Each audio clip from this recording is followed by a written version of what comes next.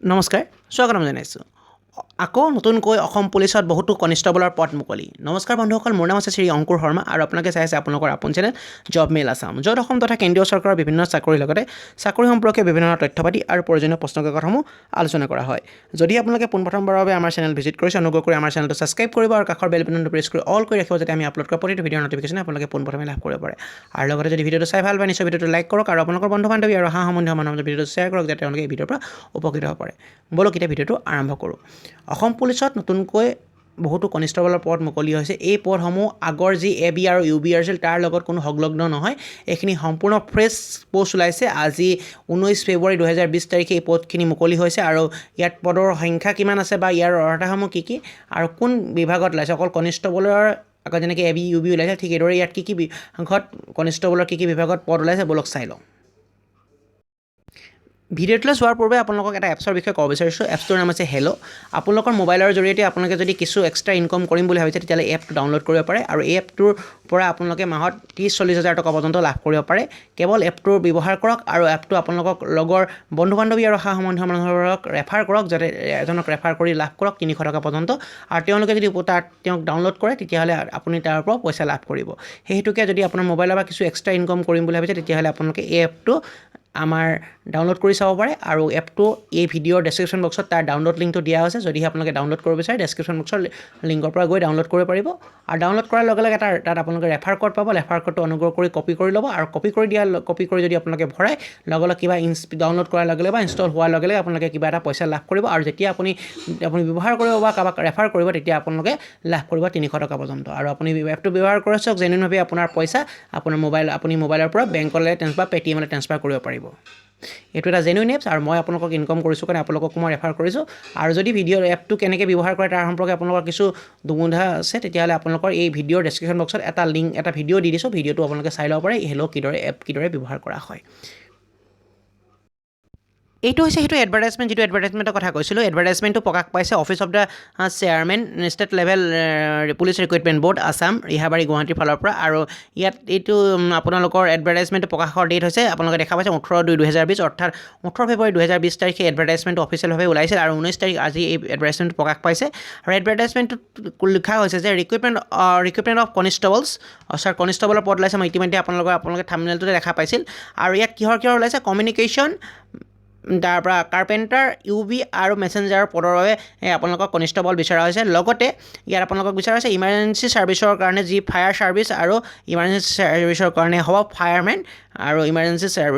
required আপোনালোকক বিচৰা হৈছে ইয়াত অৰ্থাৎ ফায়াৰ ছাৰ্ভিচৰ কাৰণে আৰু কনিষ্টেবল বিচৰা হৈছে লগতে কমিউনিকেশ্যন আৰু কাৰ্পেণ্টাৰ দৰে বিভাগৰ কাৰণে কনিষ্টেবল বিচৰা হৈছে এই পদসমূহ সম্পূৰ্ণ আপোনালোকৰ ৰেগুলাৰ হয় আৰু এই পদৰ আপোনাৰ দৰমহা হৈছে 14,000 টকাৰ পৰা 49,000 টকালৈ আৰু আপোনালোকৰ গ্ৰেড পে এক্সট্ৰাকৈ দিয়া হ'ব আৰু এই পদৰ বাবে যদি আপোনালোকে এপ্লাই কৰিব বিচাৰে ইয়াৰ কাৰণে অনলাইন এপ্লাই হ'ব আৰু অনলাইন এপ্লাইসমূহ 25 ফেব্ৰুৱাৰী 2020 পৰা আৰম্ভ হ'ব আৰু 15 মাৰ্চ 2020 অন্ত পৰিব যদি আপোনালোকে এপ্লাই কৰে এই ডেটৰ ভিতৰত আপোনালোকে এপ্লাই কৰিব পাৰিব আৰু ইয়াৰ কাৰণে প্ৰথম ফিজিকেল এফিচিয়েঞ্চি টেষ্ট অৰ্থাৎ পেড অনুষ্ঠিত হ'ব আৰু ইয়াৰ পিছত ৰিটেন এক্সামিনেশ্যন অনুষ্ঠিত হ'ব এই পদসমূহৰ বাবে আৰু এই পদসমূহৰ আমি চাই লওঁ ক'ত কিমান পদ আছে প্ৰথম যিটো আপোনালোকৰ আছাম পুলিচ ৰেডিঅ' অৰ্গেনাইজেশ্যন বুলি এটা তাৰ কাৰণে পদ মুকলি হৈছে তাত পদৰ সংখ্যা আছে 802টা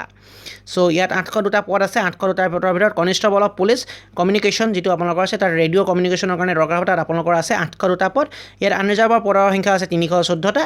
এছ টি প্লেন্সৰ সংখ্যা 121টা এছ টি হিলছৰ 105টা ৰিজাৰ্ভেশ্যন আছে এছ চিৰ কাৰণে 48টা পদ ৰিজাৰ্ভেশ্যন আছে আৰু OBC MOBCৰ কাৰণে 214টা পদ ৰিজাৰ্ভেশ্যন আছে টোটেল আপোনালোকৰ 802টা আৰু 30% ৰিজাৰ্ভেশ্যন থাকিব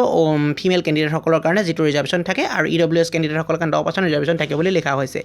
এই পদসমূহৰ অৰ্থ হৈছে আপোনালোকে এই পদটোৰ বাবে এপ্লাই কৰিবলৈ 12 লাগিব লগতে ছায়েন্সৰ হ'ব লাগিব লগতে ফিজিক্স কেমেষ্ট্ৰি মেথমেটিক্স আপোনালোকৰ যিকোনো এটা ছাবজেক্ট হিচাপত বৰ্ড হিচাপত থাকিব লাগিব অৰ্থাৎ ফিজিক্স কেমেষ্ট্ৰি বায়'লজি আৰু মেথমেটিক্স লৈ আপুনি পঢ়িলে আপুনি ইয়াত এপ্লাই কৰিব পাৰিব আৰু লগতে 2 নম্বৰটো ইয়াত লিখা হৈছে আপোনালোকৰ এটা এক্সপিৰিয়েঞ্চো বিচৰা হৈছে চ' এক্সপিৰিয়েঞ্চটো লিখিছে 1 year experience in electricity telecommunication computer IT আদি ফিল্ডত যদি আপুনি থাকে তেতিয়াহ'লে আপুনি এপ্লাই কৰিব পাৰিব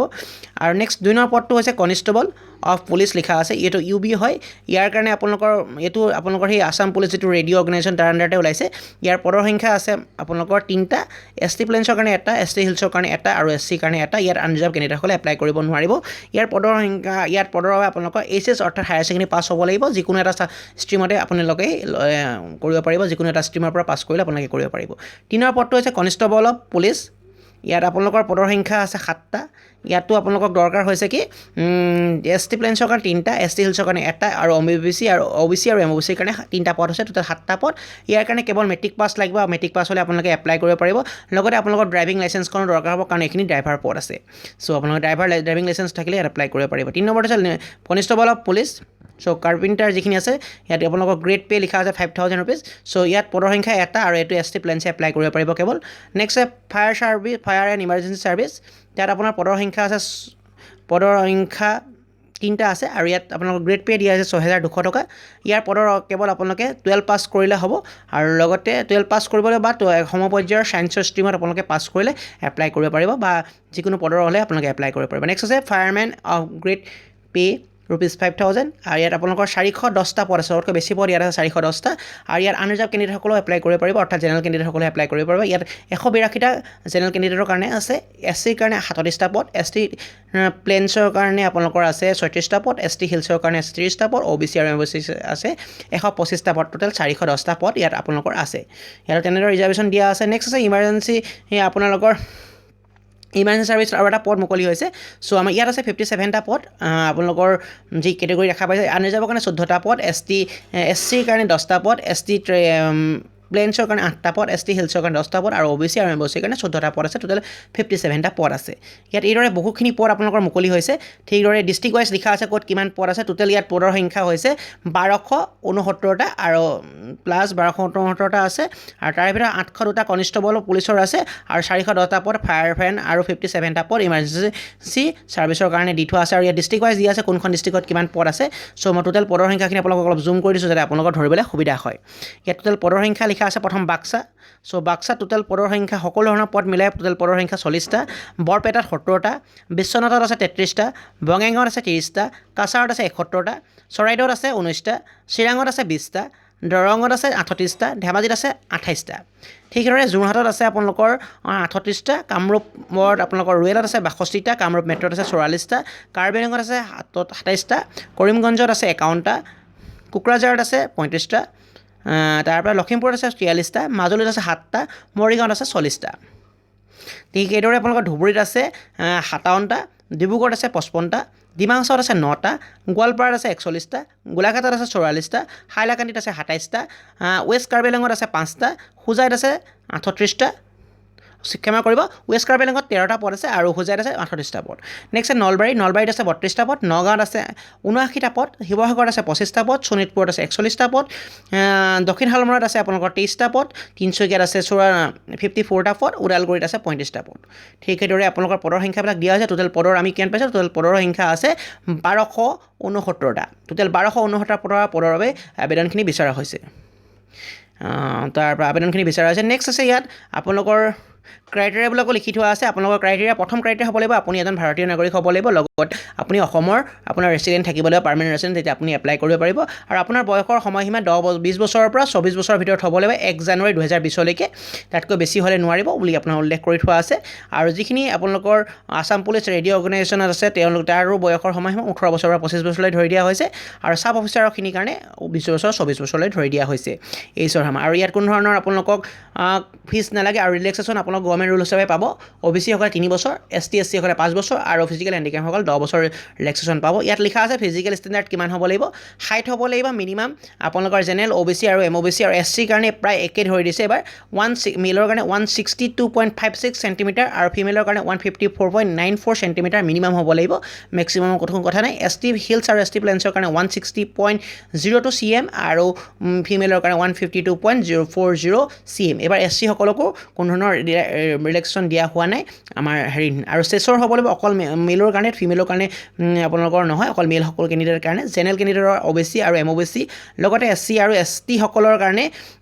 ST প্লেনছৰ কাৰণে হ'ব লাগিব 80 চেণ্টিমিটাৰ আৰু যদি ফুলাই দিয়া অৱস্থাত আপোনাৰ 85 চেণ্টিমিটাৰ হ'ব লাগিব আৰু ST হিলছৰ কাৰণে 78 চেণ্টিমিটাৰ আৰু ফুলাই দিলে এক্সটেণ্ড কৰিলে আপোনালোকৰ হ'ব লাগিব 83 চেণ্টিমিটাৰ হ'ব লাগিব কেৱল চেছৰ ক্ষেত্ৰত ST হিলছসকলে ৰিলেক্সেশ্যন পাব নেক্সট মেডিকেল ষ্টেণ্ডাৰ্ডটো আপোনালোকৰ চকুৰ এইখিনি মেডিকেল ষ্টেণ্ডাৰ্ড থাকিব লাগিব আপোনালোকে জানে 6 to 9 হ'ব লাগিব আৰু কেনেকৈ এপ্লাই কৰিবৰ কাৰণে আপোনালোকে যিটো আপোনালোকৰ ইয়াৰ তেওঁলোকৰ অফিচিয়েল ৱেবছাইট আছে মানে ষ্টেট লেভেল পুলিচ ৰিক্ৰুটমেণ্ট বৰ্ডৰ যিটো অফিচিয়েল ৱেবছাইট তাত গৈ আপোনালোকে এপ্লাই কৰিব পাৰিব আৰু এপ্লাই কৰিবলৈ আপোনালোকক কি ডকুমেণ্ট লাগিব এই ডকুমেণ্টখিনি কথাও ইয়াত উল্লেখ কৰি দিয়া আছে পাছপৰ্ট চাইজ ফটোগ্ৰাফ লাগিব আপোনাৰ গোটেই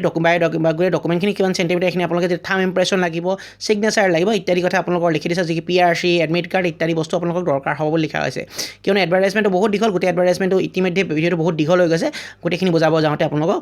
আপোনালোকক দৰকাৰ হয় মই কেনেদৰে এপ্লাই কৰে সেইটো এটা কৰি দেখাই দিম আৰু কিদৰে হয় কি কথা আপোনালোকে এপ্লাই কৰিলে কৰিব পাৰিব আৰু কিমান মাৰ্কৰ এক্সাম হ'ব এইখিনিও লিখা আছে এইখিনি পিছে পৰে ডিছকাছ কৰিম পিছৰ বেলেগ এটা ভিডিঅ'ত কাৰণ ভিডিঅ'টো ইতিমধ্যে বহুত দীঘল হৈছে যদি আপোনালোকে এপ্লাই কৰিব পাৰে এপ্লাই কৰিবৰ কাৰণে কোনটো ৱেবছাইটত যাব লাগিব এপ্লাই কৰিবৰ কাৰণে এই ৱেবছাইটটো আপোনালোকে ফ'ল' কৰিব পাৰে www.slprbassam.in নামৰ ৱেবছাইটত গৈ আপোনালোকে এপ্লাই কৰিব পাৰে আৰু এপ্লাই লাষ্ট ডেট হৈছে 15 মাৰ্চ 2020 আৰু এপ্লাই আৰম্ভ হ'ব 25 ফেব্ৰুৱাৰী 2020 পৰা সেয়েহেতুকে আপোনালোকে যদি এপ্লাই কৰিব বিচাৰে এপ্লাই কৰিব পাৰে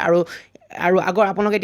বহুতে কুৱেশ্যন কৰিব যে আগৰ কনষ্টেবলখিনিয়ে পদ হোৱা নাই কনষ্টেবলৰ পদৰ পৰীক্ষাখিনি এপ্ৰিল মাহৰ বিহুৰ আগে আমি হ'ব বুলি গম পাইছোঁ সেয়েহেতুকে আপোনালোকে তাৰ কাৰণে প্ৰিপেয়াৰ কৰক লগতে এইখিনি পদৰ বাবে এপ্লাই কৰক কাৰণ 1269টা পদ প্ৰায় 1269টা পদ আহিছে সেয়েতুকে আপোনালোকে এইখিনি মিছ নকৰিব চ' ইয়াকে কৈ ভিডিঅ'টো সমাপ্ত কৰিছোঁ ভিডিঅ'টো যদি চাই ভাল পায় নিশ্চয় ভিডিঅ'টো লাইক কৰক আৰু আপোনালোকৰ বন্ধু বান্ধৱী আৰু সম্বন্ধীয় মানুহৰ ভিডিঅ'টো শ্বেয়াৰ কৰক যাতে তেওঁলোকে এই ভিডিঅ'ৰ পৰা উপকৃত হ'ব পাৰে আৰু লগতে যদি চেনেলটো এতিয়াও আপোনালোকে ছাবস্ক্ৰাইব কৰা অনুগ্ৰহ কৰি চেনেলটো ছাবস্ক্ৰাইব কৰি কাষৰ বেল বাটনটো প্ৰেছ কৰি অল কৰি ৰাখিব যাতে আমি আপলোড কৰা প্ৰতিটো ভিডিঅ'ৰ ন'টিফিকেশ্যন আপোনালোকে পোনপ্ৰথমে লাভ কৰিব পাৰে আৰু একে ভিডিঅ'টো সমাপ্ত কৰিলোঁ ধন্যবাদ জয় অসম